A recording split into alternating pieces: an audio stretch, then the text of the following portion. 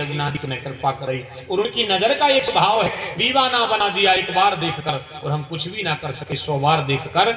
ये रघुनाथ जी की नजर का जादू है, कृष्ण की नजर का जादू है। वे दोनों एक ही है, राम कृष्ण। तो जिनको देखकर के सर्प मोहित हो गए साहब। और आप सबको पता होगा, पता है वो सर्प ने क्या किया जो रघुनाथ जी को मिला था।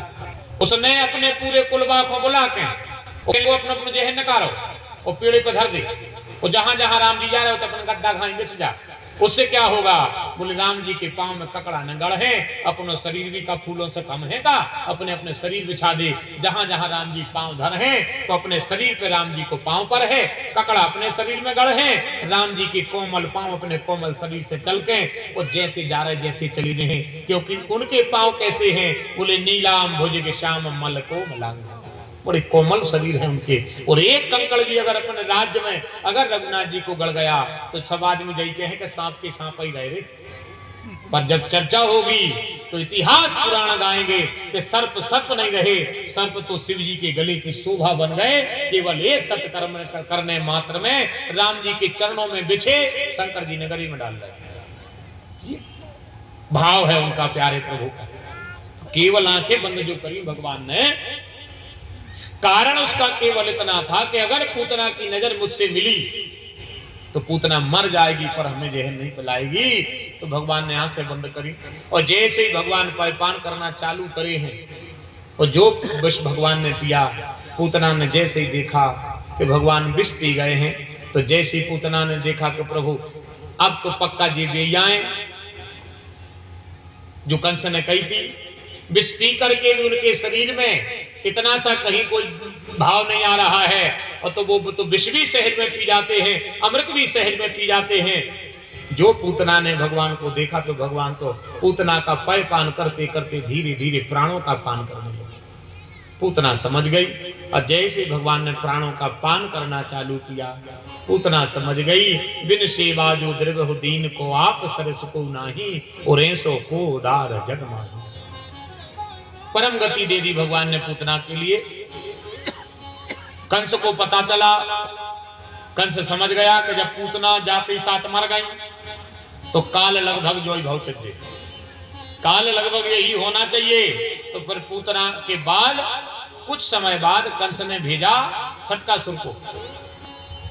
मैया यशोदा ने भगवान को सूपा में अपने अंग वस्त्र को पलना डालो, गाड़ी की धुरा पे आंगन में भगवान को झूला डाल दो सूपा में, और यशोदा लग गई कछु काम में। ऐसे 15 दिन हो गए। सटकासुर को भेज दिया कंस ने, और जैसे सटकासुर गए सुनसान जगह देखी, चारों तरफ कोई नहीं था। तन्नक देर पहले शंकर जी दर्शन कर गए थे, तन्नक देर पहले नारद जी दर्शन कर गए थे। सना का खचो तो आंगन में भगवान सूपा में झूला झूल रहे थे, छकड़ा के नीचे, बैलगाड़ी के नीचे। सटकाया उसी पर बैठ गया, धीरे धीरे उसको तोड़ने लगा। अब भगवान ने सोची यार ऐसे में तो बड़ी विडंबना बन है। अब भगवान ने देखा कि यहाँ तो कोई है नहीं, देवी देवता से कोई नहीं है, तो भगवान ने धीरे से एक कदम प्रहार नीचे से पैर बढ़ा करके उस सटक में कर दिया। उसका छार छार हो गया और वो सटकासुर मर गया। जाकर के कंस के सामने गिरा। कंस ने तुरंत तृणावर्त को भेज दिया, जाओ तृणावर्त, हमें लगता है कि अब तुम्हारी जरूरत है। तृणावर्त के पास शरीर नहीं था, भवंडर बन करके आया, पर वो तो जिनके सामने आया है वो तो शरीर का भी, निर्विकार का भी, साकार का भी, सबका स्वामी है। तृणावर्त को भी पकड़ लिया भगवान ने। हवा है पर हवा हमें हवा है, पर वो चाहे तो जड़ चेतन गुण दोषमय विश्व कीन करतार। तृणावर्त को भी पकड़ लिया और पकड़ करके गिरीवा के यहां भगवान ने एक टहनी प्रहार किया। जिसका शरीर भी नहीं था उसकी भी धूरा उड़ गई। ऐसे भगवान ने तृणावर्त को मार दिया। धीरे धीरे भगवान बड़े होने लगे। अब कुछ भागवत की मुख्य लीलाएं हैं जिनके लिए श्री सूत जी महाराज शौनक ऋषियों से कह रहे हैं, जिनमें से भगवान की सबसे पहली लीला है श्री भुसुंडी जी पर कृपा। सबसे पहले श्री काग भुसुंड पर कृपा करी कन्हैया ने। कैसे?